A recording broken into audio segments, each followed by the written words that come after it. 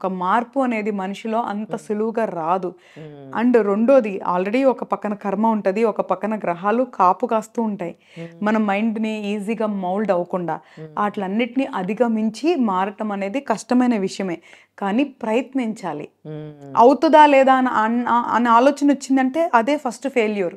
Okay. Yes, నేను మారాలి అనుకుంటాం. ఒక అడుగు వేయటం. హ్మ్. అప్పుడు ఒక్కొక్క అడుగు మనం ఫోర్స్‌ఫుల్‌గా వేసుకుంటూ వెళ్తే తప్పకుండా నేచర్ మనకి హెల్ప్ చేస్తది. ఈ ప్రకృతి మనకి సహాయం చేస్తది. హ్మ్. మనం ఏదైతే నేను మారాలి, నేను మారాలి, ఈ కర్మని నేను జయించాలి, ఈ బంధాలు, ఈ బాధలలోంచి నేను బయటకి రావాలి అనుకోని వాళ్ళు మేనిఫెస్ట్ ఏదైతే చేస్తారో, హ్మ్. ఏదైతే మనం చెప్తున్నామో యూనివర్స్‌కి, హ్మ్. అక్కడ ప్రకృతి గనక స్పందిస్తే ఔట్ ఆఫ్ కర్మ ఈ గ్రహాలని అతీతంగా మనకి ప్రకృతి సహాయం చేయగలదు. హ్మ్. సో, మన సంకల్పం ఎప్పుడు కూడా చెప్తారు if there is a will there is a way అని. యెస్. ఎప్పుడైతే మనకు ఒక దృఢ సంకల్పం ఉంటదో, హ్మ్. ఇర్రెస్పెక్టివ్ ఆఫ్ ఆస్ట్రాలజీ, గ్రహాలు, కర్మ సిద్ధాంతాలు కూడా పక్కన పెడితే, ఎప్పుడైతే దృఢ సంకల్పం ఉంటదో, అది కూడా మనకి ఔట్ ఆఫ్ నోవేర్ హెల్ప్ చేస్తదనమాట.